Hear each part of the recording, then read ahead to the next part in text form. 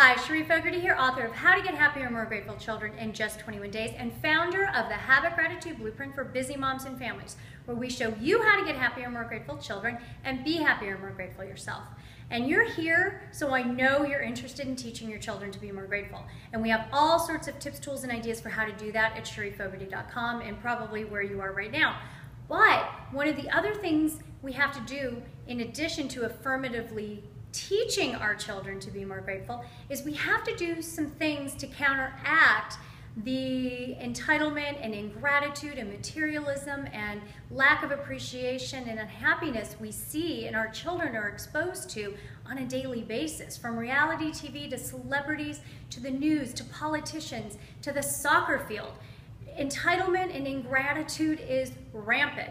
So we have to, as parents, not only teach our children to be more grateful by doing certain things to teach them to be more grateful, but we also have to counteract some of this entitlement and ingratitude that's just become part of the modern world, part of, society these days.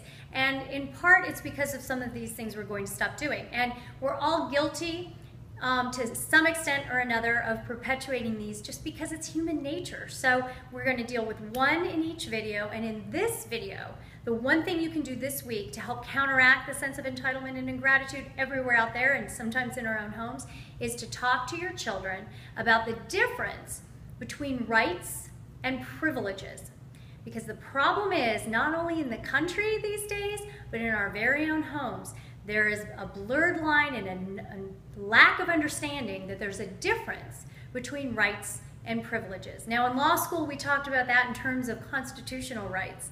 But in the home, it comes down to, we have, like I always tell my kids, you have a right to food, clothing, and shelter.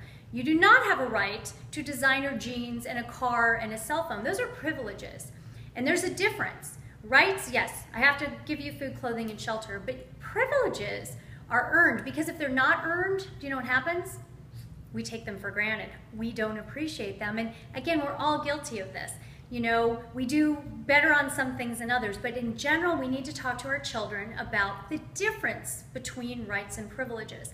And you can talk to them, again, you can use the clothing versus designer jeans. You can use the fact that, it's a privilege to have a cell phone. It's a privilege to have cable TV. It's a privilege to have a bedroom.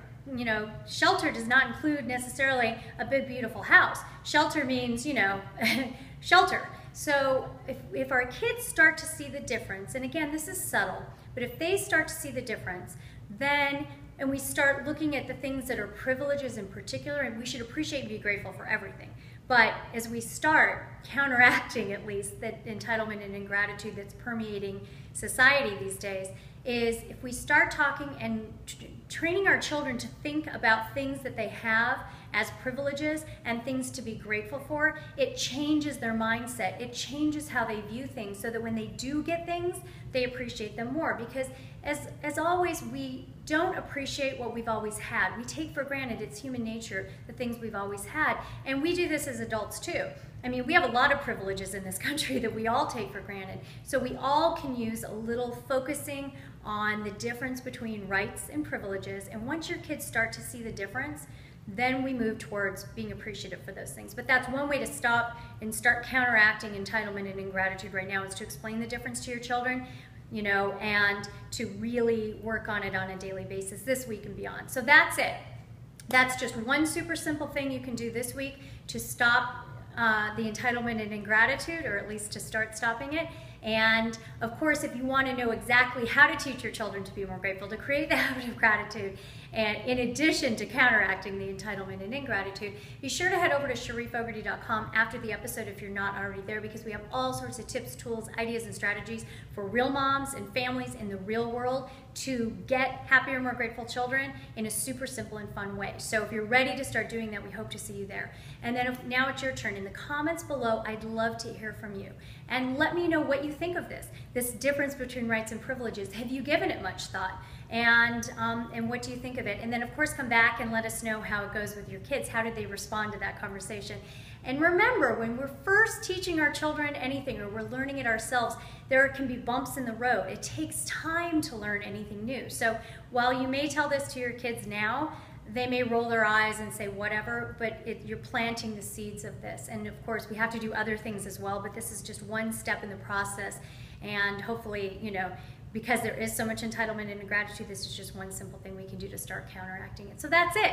Thank you so much for being here, for being a mom or dad, and for everything you do each and every day to be the best when you can be, including wanting more grateful children and being more grateful yourself. And remember, we can have happier, more grateful children. We really can, no matter what's going on in the world, and we can be happier, more grateful ourselves. And in fact, that's how we change the world. That's how we, you know, we no longer have to accept the sense of entitlement and ingratitude that seems to be everywhere, but we change it one child and one family at a time, starting with our own. That's where we make the change. That's where we make things better. That's where we teach our children to be grateful. So thank you so much for watching, and I will see you next time.